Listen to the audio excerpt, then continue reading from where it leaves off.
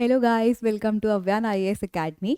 मैं प्रज्ञा आज आप लोगों से डिस्कस करने वाली हूँ नोकिया के बारे में कि इतनी बड़ी मल्टीनेशनल कंपनी होने के बाद भी नोकिया मार्केट से आउट क्यों हो गई। तो पहले मैं आपको थोड़ा सा नोकिया के बारे में बता देती हूँ कि नोकिया है क्या। बेसिकली नोकिया एक मल्टीनेशनल कंपनी है जिसने अपने ऑपरेशन स्टार्ट किए थे पेपर मिल में। इसका मतलब उसने अपना बिजनेस स्टार्ट किया था पेपर मिल में। ठीक है, 1865 की बात है। 1865 में नोकिया ने अपना बिजनेस स्टार्ट किया और उसके बाद धीरे धीरे अलग अलग ट्रांजेक्शन्स होते रहे, अलग अलग ब्रांचेस में घुसता चला गया और उसने बहुत सारे प्रोडक्ट्स एंड सर्विसेज, अलग अलग variety of products and services उसने ऑफर करे, जैसे कि वायर्स में, केबल्स में, मोबाइल्स में, नेटवर्क सर्विसेज, ये सब उसने दिया। बहुत सारी चीज़ें थी। ठीक है, तो अब मैं बात करने वाली हूँ आपसे Nokia as a telecommunication company, मतलब Nokia as a multinational telecommunication company के बारे में, ब्रांड के बारे में। ठीक है, नोकिया का जब उसने मोबाइल्स में अपना बिजनेस स्टार्ट किया, इसका हेडक्वार्टर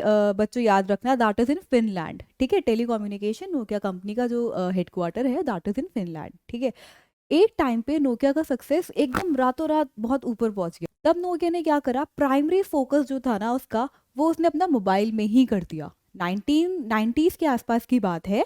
उसने कंप्लीटली अपना primary focus this switch towards the telecommunication, mobile networks. India में कब आया नोकिया? इंडिया में नोकिया आया 1994 में।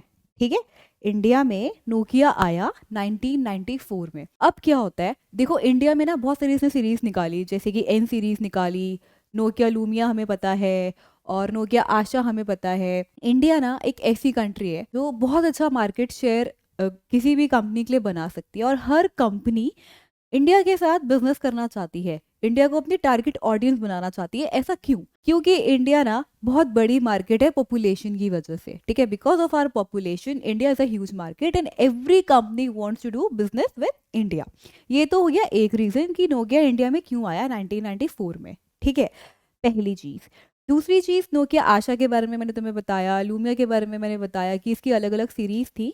इंडिया में ना नोकिया ने हिंदी लैंग्वेज में तक अपना जो मोबाइल्स थे उसके अंदर एक सर्विस था, जो लैंग्वेज आती है ना उसके अंदर एप्लीकेशन में हिंदी तक डाला था इंडियन यूजर्स के लिए। इतना इंपॉर्टेंट था इंडियन मार्केट नोकिया के लिए। ठीक है, उसके बाद इतना सक्सेस होने के बाद भी ऐसा क्या हुआ जो नोकिया मार्केट से ही बाहर चला गया? इसका रीजन ये था, पहला, नोकिया का ब्यूरोक्रेसी। क्यों? I am the leading brand, मेरे से ऊपर कोई नहीं है, बस ये माइंडसेट आ गया और आपने ना बाकी कॉम्पिटिटर्स पे ध्यान ही नहीं दिया। इस वजह से पहला रीजन था ग्रोइंग ब्यूरोक्रेसी। दूसरा था इंटरनल कंपटीशन। किसी भी ऑर्गेनाइजेशन में, किसी भी फर्म में, किसी भी बिजनेस में अगर सब मिलकर एक साथ काम नहीं कर रहे, चाहे वो डिपार्टमेंट्स हो, चाहे वो सीनियर जूनियर्स हो, एम्प्लॉयर एम्प्लॉय का रिलेशनशिप हो, सब मिलके काम नहीं करेंगे ना, तो एक पॉइंट पे वो बिजनेस कभी ग्रो ही नहीं करेगा। कुछ ऐसा ही हुआ अपनी नोकिया के साथ। ठीक है, तीसरा और मोस्ट इंपॉर्टेंट रीजन था research and development. Research and development के लिए ना गाइस, कंपनियां अलग से एक बजट प्रिपेयर करती है कि इतना पैसा हमें रिसर्च एंड डेवलपमेंट पे ही लगा देना है। नोकिया ने क्या करा, नोकिया ने ना अपने कॉम्पिटिटर्स पे ध्यान ही नहीं दिया कि कौन सी नई कंपनी स्टार्टअप, कौन सा नया स्टार्टअप आ रहा है, कौन सी नई कंपनी आ रही है, क्या नया टेक्नोलॉजी वो लेकर आ रहे हैं, क्या नया इनोवेशन वो लेकर आ रहे हैं। इन सब पे नोकिया ने ध्यान नहीं दिया और रिजल्ट आप लोगों के सामने ही है।